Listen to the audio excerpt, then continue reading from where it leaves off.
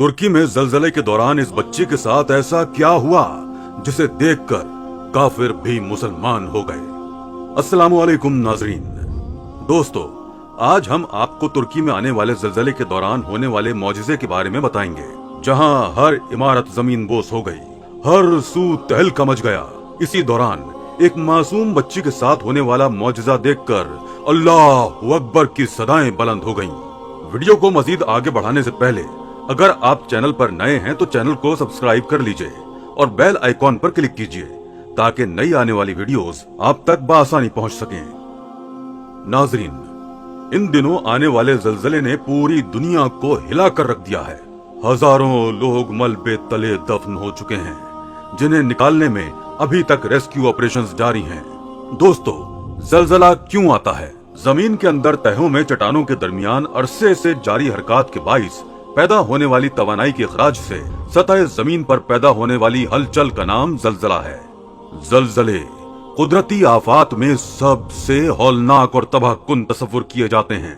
ये अचानक आते हैं और पलक झपकते ही बेशुमार इंसानों और बस्तियों को तबाह बर्बाद कर देते हैं।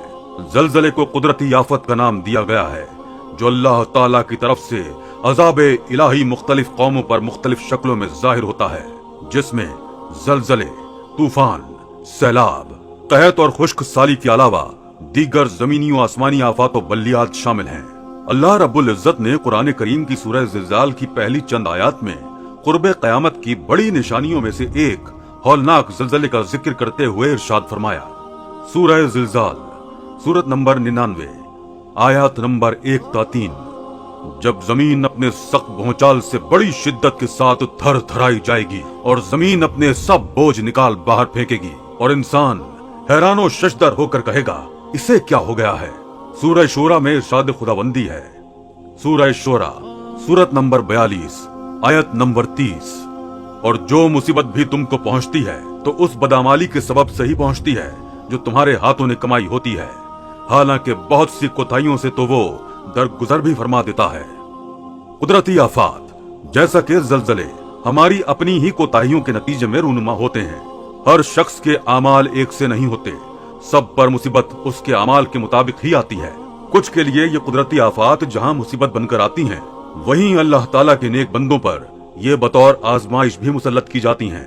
अगर हम ताजा तरीन जलजले की सूरत हाल पर गौर करें तो मंजर आम पर आने वाली तस्वीर इंसानियत को खून के आंसू रुला रही हैं। अल्लाह के गजब को देखकर जहां दिल खौफ से लरजने लगता है, वहीं खुदा अपनी कुदरत भी इंसानों को दिखाता है। पीर के दिन तुर्की और शाम में आने वाले शदीद किस्म के जलजले ने हर सू तबाही मचा दी है। अब तक की मौसूल होने वाली खबरों के मुताबिक तुर्की और शाम के जलजले से होने वाली तबाहकारियों के बाइस अब तक 5000 से ज्यादा अफराद लुक़्मा-ए अजल बन चुके हैं और मजीद अमवात की पेशगोई भी जारी है। कहते हैं कि इस जलजले की शिद्दत माहिरीन के मुताबिक 7.8 थी। जलजलों के माहिरीन का ये कहना है कि आने वाले जलजलों में ये जलजला शदीद किस्म का था। वहाँ के रिहायशियों का कहना है कि जलजले का दौरानिया 2 से 3 मिनट का था, लेकिन उन 2-3 मिनट ने तुर्की में कयामत सी बर्पा कर दी थी।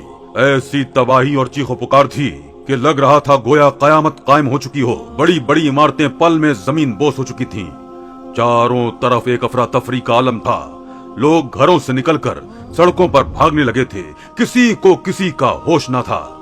दोस्तों, कहते हैं कि जब बेहयाई हद से बढ़ जाए तो वहां आसमानी और जमीनी अजाबों का नुज़ूल शुरू हो जाता है।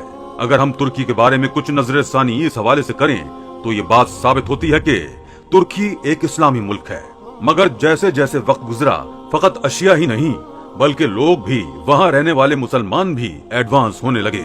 तुर्की हुस्न में अपनी मिसाल आप है, लेकिन जब औरतों ने अपने हुस्न पर बेपर्दगी आम कर दी और सड़कों पर सरेआम बेहयाई दिखाई जा रही है, लोग इस्लाम की जानिब कम और दुनियावी रौनकों की जानिब ज्यादा खुद को रागिब कर रहे हैं। वहाँ की ड्रामा इंडस्ट्री में बनाए जाने वाले ड्रामे उरियानी और बेहूदगी की आला मिसाल बन चुके हैं।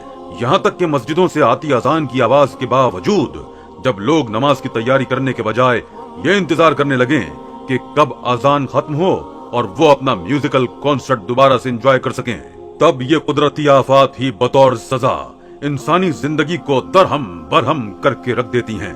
सड़कों पर चलती सरेआम बेहयाई तो अब तुर्की जैसे इस्लामी मुल्क का मामूल बन चुका है। नीम उरिया वजूद लिए खवातीन अपने बाप, भाई या शौहर के साथ बआसानी बगैर किसी हया के आ जा रही हैं। तुर्की में खतरनाक नौयत का ज़लज़ला आने से कई इमारतें जमीन बोस हो गईं। लोगों में अफरा तफरी सी मच गई। बहुत से लोगों के प्यारे मलबे के नीचे दफन हो गए, तो किसी का पूरा खानदान ही हस्ती से मिट गया। अभी इस सदमे से लोग निकले नहीं थे कि एक बार फिर जमीन कांप उठी। एक और शदीद तरीन ज़लज़ले के झटके ने कई जिंदगियां निगल लीं और अब तक हजारों लोग इस आफत का शिकार होकर वफात पा चुके हैं, जबकि कई जख्मी हैं और अभी भी मलबे के नीचे मौजूद हैं। हर सू चीखो पुकार और अपने प्यारों का नाम पुकार कर सिसकियां लेती आवाजें इंसान का दिल झंझोड़ रही हैं। कई दिन से रेस्क्यू ऑपरेशन जारी था। वजनी पत्थर और टूटी इमारत को हटाकर जख्मी लोगों को निकाला जा रहा था। इसी दौरान कुछ एहलकारों को एक खातून के चीखने की आवाजें सुनाई दी। वो बड़े पत्थरों और मलबे के ढेर को हटाकर ये निशानदही करने लगे कि आखिर ये आवाज आ किस सिमत से रही है।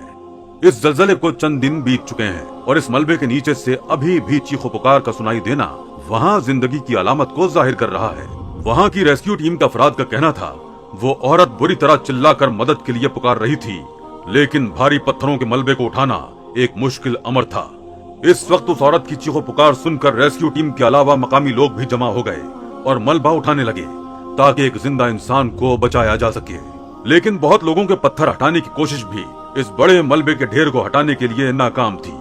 लेकिन चीखो पुकार ऐसी थी, दिल को तड़पाए जा रही थी। लोगों की बेचैनी का ये आलम था कि वहाँ मौजूद सब लोग ही इस मलबे को हटाने लगे। वक्त के साथ साथ वो औरत मजीद बुलंद आवाज में चिल्ला रही थी।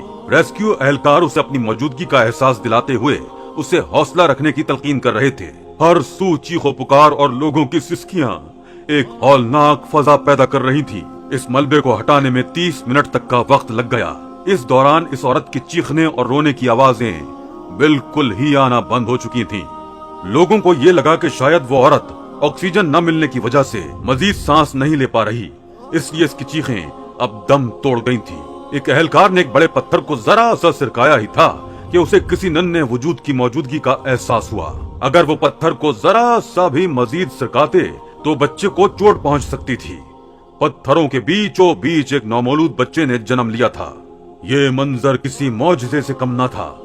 जहां इतनी तबाहकारियां हुई और लोग इस आफत का शिकार हो गए, वहीं ये नन्हा बच्चा पत्थरों के बीच यूं लेटा था गोया माँ की गोद में पुरसुकून सो रहा हो। उसकी कैफियत देखकर यह अंदाजा लगाया जा सकता था कि उसे पैदा हुए ज्यादा वक्त नहीं गुजरा और वहाँ एक औरत भी मौजूद थी जिसकी हालत देखकर लग रहा था कि वो बच नहीं पाएगी। वहाँ मौजूद लोगों ने इस औरत पर एक चादर फेंककर उसे ढांप दिया और इस बच्चे को भी गोद में भर लिया। इस बच्चे की विलादत अभी अभी हुई थी। वो औरत मर चुकी थी, लेकिन वो बच्चा बिल्कुल सही सलामत था। रेस्क्यू एहलकार और वहाँ मौजूद लोग ये मंजर देखकर रो पड़े।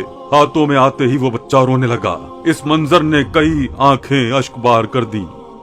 इस बच्चे का जिंदा रहना किसी मौजज़े से कम नहीं था। जहाँ इस ज़लज़ले से हजारों लोग अपनी जानें गंवा बैठे, वहाँ मलबे के नीचे दबी औरत जो पीर के दिन से भूखी प्यासी वहाँ मदफून हो चुकी थी। 3 दिन अल्लाह ने उस औरत को बस इसीलिए जिंदा रखा कि उसके वजूद में पलती जिंदगी को जिंदा रखना मकसूद था और उसे वक्त मुकर्ररा पर इस मलबे से निकाल कर अपनी कुदरत अजीमी से अपने बंदों को ये समझाना था कि बेशक वो हर चीज पर कादिर है और मुतलक जात है, जिसे चाहे जहां चाहे जिंदगी दे सकता है। ये मंजर देखकर जहां रब्बे करीम की जात की बड़ाई दिल में आती है, वहां ये बात भी सामने आती है कि इंसान न जाने खुद को क्या समझता है और गुरूर और तकब्बुर में खुदाई दावे करने से गुरेज नहीं करता। वो ज़लज़ले के एक झटके की तबाही को भी बर्दाश्त नहीं कर सकता। काश